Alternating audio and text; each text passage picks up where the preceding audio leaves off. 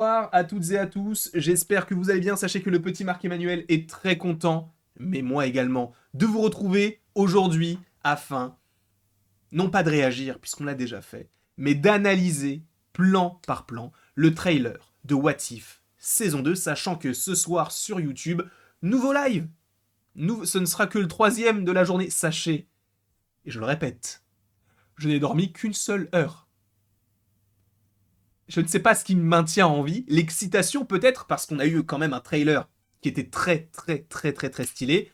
Mais bref, quoi qu'il en soit, on va pouvoir réagir. Bah non, on l'a déjà fait. On va pouvoir analyser tout ceci tous ensemble. Et on va pouvoir mettre les écouteurs, cliquer sur la bonne fenêtre et en avant, c'est parti, let's go. Puisque là, directement, alors je ne sais pas véritablement où on est. Est-ce qu'on est à San Francisco, à Los Angeles? Je ne sais pas. Déjà, première image, hein, bien sûr. Déjà, on voit qu'il y a pas mal de feux qui ont été causés. Est-ce que c'est quelque chose qui a atterri et qui s'est posé donc sur Terre? Je ne sais pas où est-ce qu'il est arrivé et qu'il a détruit certaines choses. Je pense bien sûr qu'on est tout simplement sur l'introduction d'un Peter Quill jeune qui va devenir malveillant, puisqu'il a été donc dans cet épisode-là livré à Ego. Pour rappel, dans les Gardiens de la Galaxie, Yondu renonce à livrer ce qui donne, ou ce qui donnera lieu aux gardiens que nous connaissons aujourd'hui, donc Star-Lord bien sûr, mais du coup, là dans cet épisode-là, c'est et si donc Star-Lord n'avait pas été livré, avait été livré justement à Ego, et Yondu ne l'avait pas gardé. Donc, on voit que de toute manière, on est totalement là-dessus, puisque là, il y a donc la fête foraine, ici, on a le vaisseau, l'avion des Avengers qui vont essayer de l'arrêter, et ça, sachez que selon les scoopers, alors attention spoiler, mais l'épisode se déroulerait en 1988, et on y découvrirait, ou en tout cas on redécouvrirait certains des Avengers de l'époque, et ça c'est très cool, puisque on aurait, je crois, le roi T'Chaka, on aurait le professeur Lawson, si je ne dis pas de bêtises, Marvel, dans Captain Marvel. Nous avons également Hank Pym, je pense qu'on doit avoir la guêpe, mais je ne suis pas sûr puisqu'elle avait été pas skippée, mais elle était partie dans le monde quantique. Ensuite, on a Bucky, on a Thor également. Bref, une équipe qui n'a pour l'instant aucun sens. On a Goliath aussi. Et ça, c'est très cool. Et donc voilà, on a un petit plan. Voilà, donc là, on a donc le personnage de, on va l'appeler Marvel. Donc là, on a Hank Pym en Ant-Man, c'est très cool. Et là, on a le soldat de l'hiver. C'est pas juste Bucky. Frérot, il a mis son petit mascara autour des yeux. Il est là. T'as vu ses yeux? Il est prêt à en découdre, mon gars. Ça va être dantesque. Là, cet épisode-là, je l'attends vraiment beaucoup. Et là, on a le roi T'Chaka. C'est trop cool. Donc, évidemment, on n'est pas sur T'Challa, puisque T'Challa, à cette époque-là, était évidemment un enfant. Donc là, c'était T'Chaka qui est officiel, puisque je vous rappelle que T'Chaka est mort en 2016. Et là, on est, du coup, on rajoute 12, on est 28 ans plus tard, si je ne dis pas de bêtises, c'est bien ça. Donc, on a un T'Chaka beaucoup plus jeune, et je l'ai en plus, la Funko Pop, elle est archi belle, avec sa petite écharpe qu'il porte sur l'épaule. Son costume, je le préfère de loin à celui de Black Panther, même si Black Panther est très cool, mais celui de T'Chaka, mon Dieu qu'il est beau. Voilà, j'ai les yeux, enfin en gros, j'ai un visuel sur la cible, sur notre menace, et justement, il n'a pas l'air si menaçant, et donc, sachez que là, c'est Peter Quill. Et donc, on va voir qu'il utilise donc ses pouvoirs. Ce qui est intéressant, c'est qu'il vole donc une petite peluche qui ressemble quand même étrangement à un petit raton laveur. Est-ce que cela est en lien avec le petit Rocket Raccoon?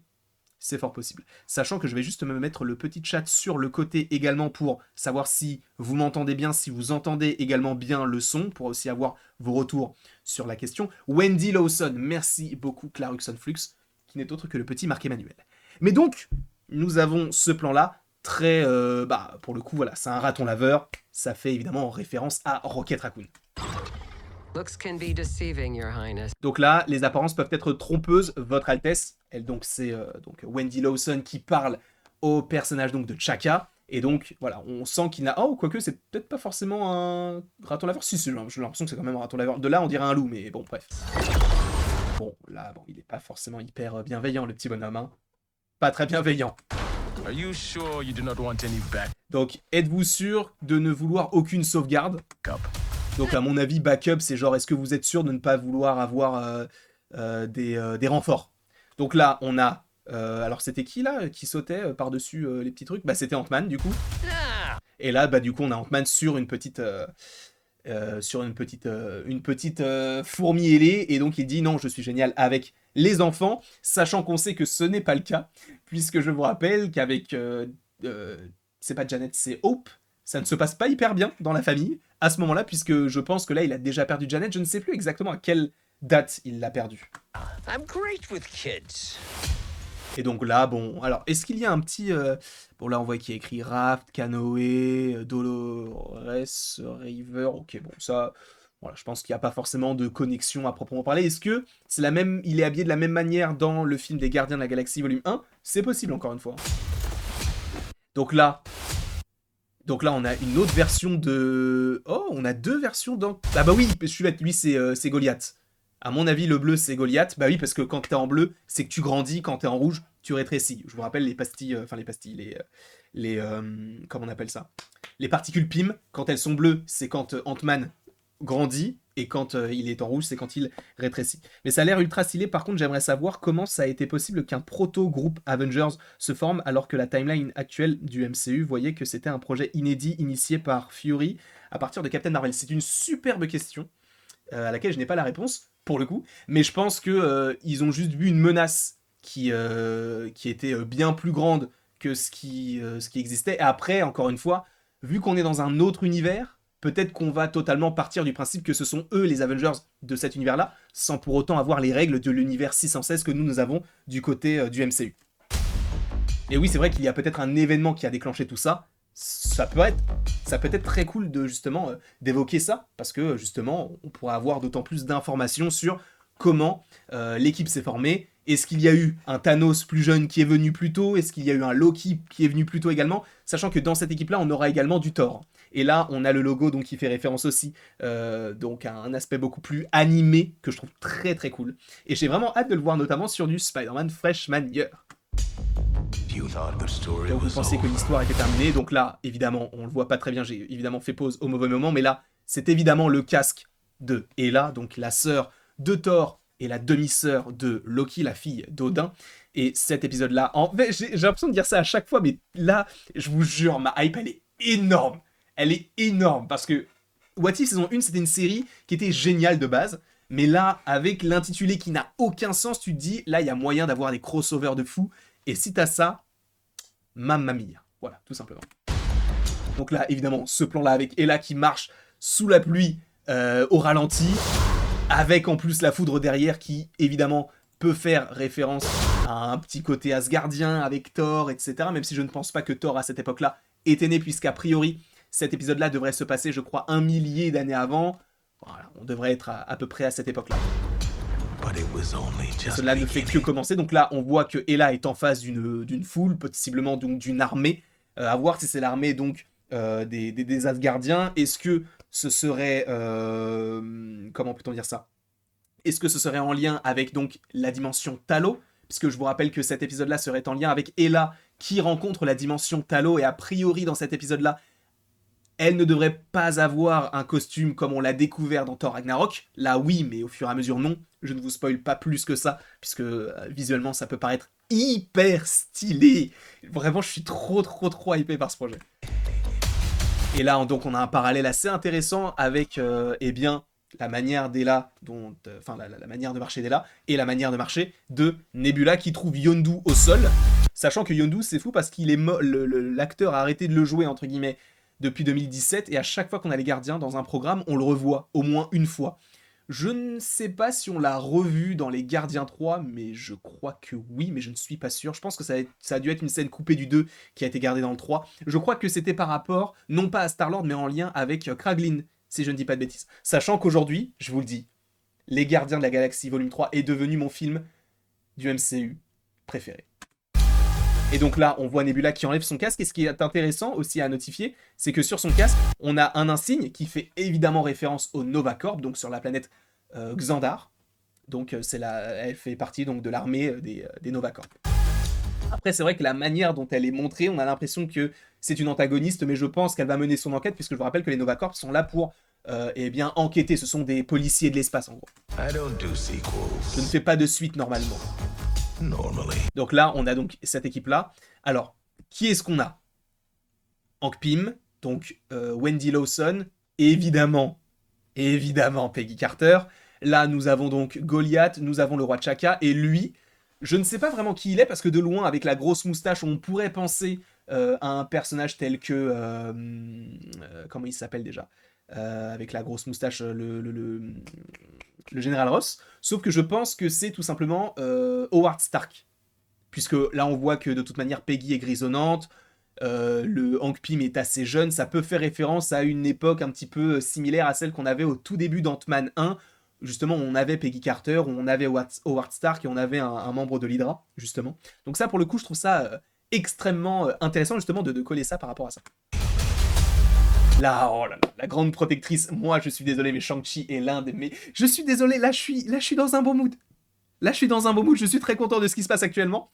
Mais donc, on a la grande protectrice qui est là, et qui supposément est contrôlée par Ella, puisqu'elle a les yeux verts. Est-ce que ce sera le cas? Parce que là, véritablement... Ah non, en vrai, elle a les yeux verts de base.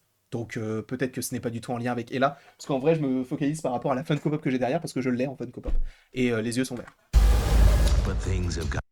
Les choses sont devenues un petit peu tordues. Là, on a une Wanda avec un costume tout simplement magnifique. Avec sa petite tiare, si j'ose dire. Alors, on sait qu'il y aura une version de Wanda assez intéressante dans cette saison 2. Est-ce que ce sera celle-ci? Est-ce que celle-ci est en lien avec les 1602? Puisque je vous rappelle qu'en gros, il y a un épisode sur « Et si les Avengers se rassemblaient en 1602 ?» Et en gros, Anto, de toute manière, ce soir, pendant le live, je pense, vous renseignera beaucoup mieux que moi. Mais on a donc Wanda qui... Enfin, Wanda, non, pas spécialement, mais en tout cas les Avengers, dans cette époque-là, qui se retrouvent en 1602. D'où le fait qu'à un moment donné, on a Captain America, notamment, avec une sorte d'épée, un petit fleuret, tout ça. Ça, c'était super cool. Donc, est-ce que c'est en lien avec ça? Sachant que là... oh là là, attends. Cette arme, j'ai déjà vu quelque part. On dirait pas un peu le sceptre de Loki avec une arme en plus ici, avec un petit couteau en plus? Là, on dirait des petites créatures. Là, est-ce que ce serait pas le Watcher?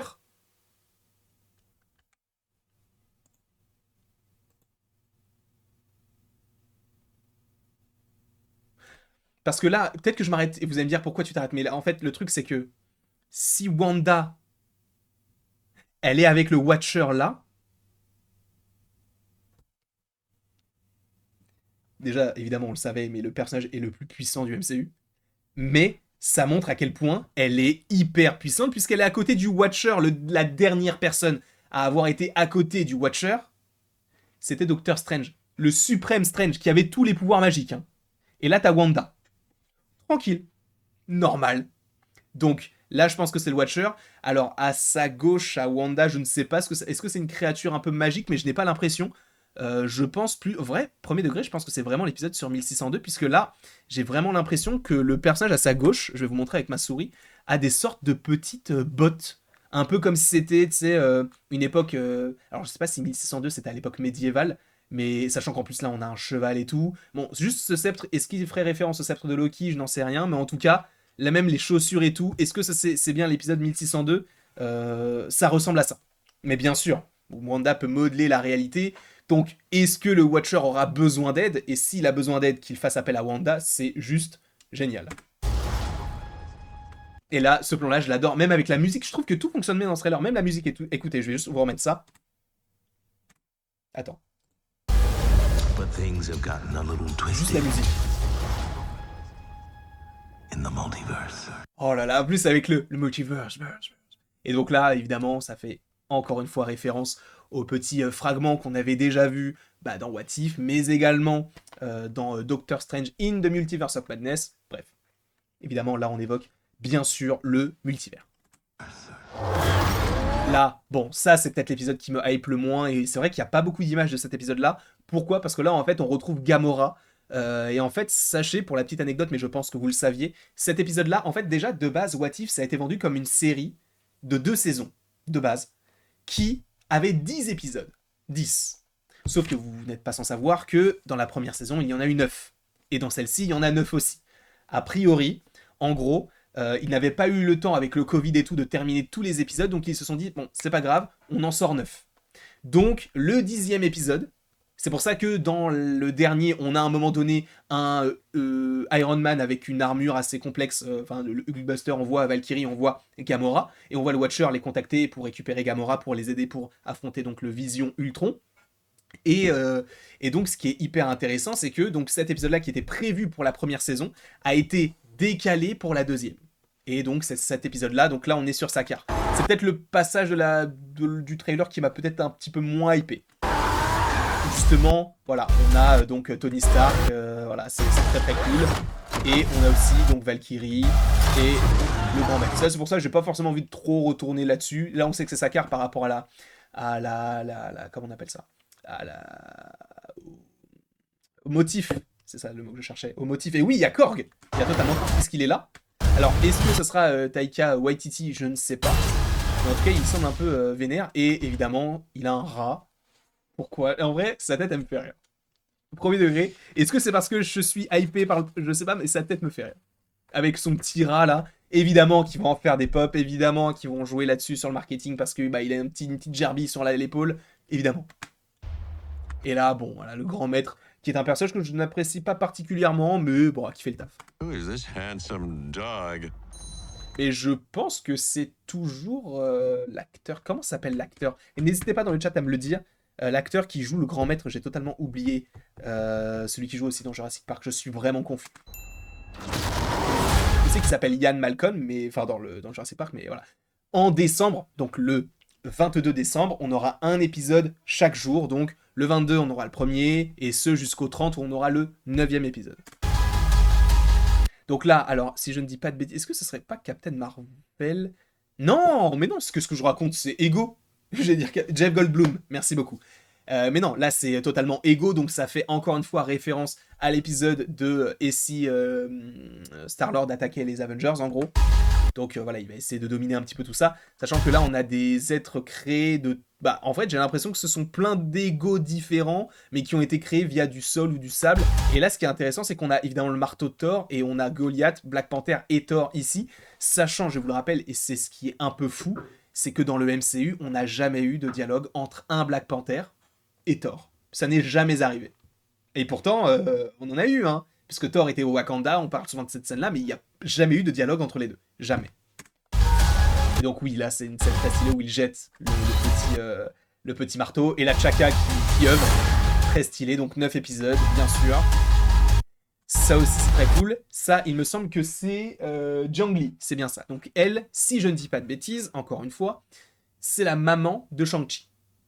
Si on se focalise sur le côté où elle semble maîtriser les arts mystiques, mais en plus de... Enfin, les arts mystiques, en tout cas de Talo, et qu'elle est habillée en vert, on peut supposer que c'est bel et bien donc la maman donc, de Shang-Chi, donc, qui s'appelle Zhang Li. Sachant que là, bah voilà. Bah là, c'est Ella, les gars. C'est Ella qui... en fait, on la reconnaît un peu parce qu'elle a du mascara autour des yeux. Ses yeux ont l'air d'être verts, sachant qu'on semble être au même endroit où s'entraîne Shang-Chi dans le film Shang-Chi. Ce personnage, c'est clairement Ella, tout simplement. Et là, on a donc... Ok, bon, ça c'est stylé par contre. Là, donc on a un Yondu en... Comment on appelle ça? En hologramme, qui semble tirer une flèche sur Gamora, n'importe quoi, Nebula, avec encore une fois l'habit des Novacorp, hein, ça c'est l'habit des Novacorp, et elle l'arrête au dernier moment. Elle est trop stylée.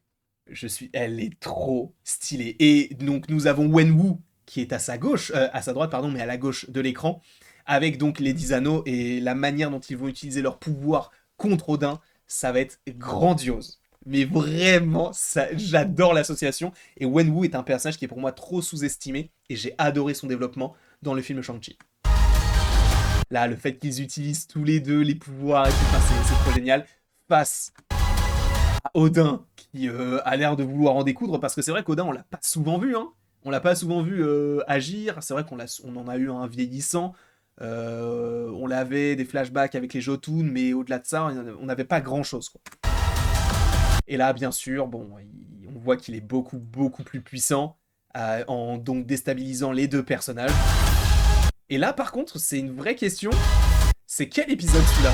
Parce que là, du coup, il a l'air d'avoir toutes les pierres de l'infini, mais pourquoi est-ce qu'il ne les utilise pas? Quel épisode cela est-il? C'est français, je ne sais pas. Parce que là, c'est vrai que... Est-ce que vous savez dans le chat quel épisode ça pourrait être celui-ci? Est-ce que c'est l'épisode sur Kaori? Je t'avoue que je sais pas du tout. Parce qu'un épisode en lien avec Thanos sur Infinity War, ça me dit rien du tout. Supposément... Attendez, je vais... En vrai, vous savez quoi? Je vais regarder ce qu'avait proposé Can We Get Some Toast comme épisode, puisque je l'avais utilisé comme... Alors, est-ce que ça peut être... Et si Nebula a rejoint les Nova Corps? En vrai, c'est possible. Est-ce que ce serait Peter Quill qui attaque la Terre? Non. Happy Hogan qui sauve Noël? Non. Iron Man? Non. Captain Carter qui affronte? Non. Les Avengers en 1602? Non.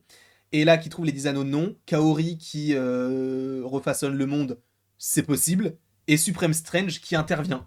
En vrai, c'est peut-être l'épisode sur Supreme Strange.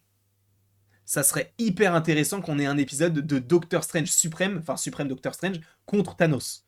Encore une fois, là, je ne sais pas lequel cela pourrait être, mais ah, peut-être, ouais, peut-être 1600... Oh, si c'est ça, 1602, c'est peut-être ça. Peut-être qu'il retourne dans le passé par rapport au fait qu'il touche la pierre. Et les gars, c'est sûr que c'est ça. Bien joué à toi, Francis. Bien joué à toi. Ça peut être grave, ça. Et là, on a un Hulk avec une barbe. C'est trop génial. Vraiment, moi, il m'en faut peu. Hein. Mais là, par contre, je ne sais pas quel épisode ça pourrait être. Ah bah c'est l'épisode, voilà, sur... bah c'est le même épisode, donc sur 1602. Avec donc un Ant-Man qui affronte un autre personnage avec une sorte de petite épée. Et là, donc, on a bien sûr le petit Captain America avec son bouclier et son fleuret. Et son costume un petit peu jaune-vert. Moi, je trouve que c'est très stylé. Et là, donc, on a Gamora. Bon, ça, c'est l'épisode qui nous intéresse moins. Là, en revanche, on a un Rocket bionique qui est sur la tête d'un... comment on appelle ça? D'un elfe noir. Si je ne dis pas de bêtises. Alors ça, quel épisode ce sera? Encore une fois, j'en sais rien du tout. Mais il y a moyen que ce soit sympa. Déjà, de revoir les elfes noirs, c'est cool. C'est cool.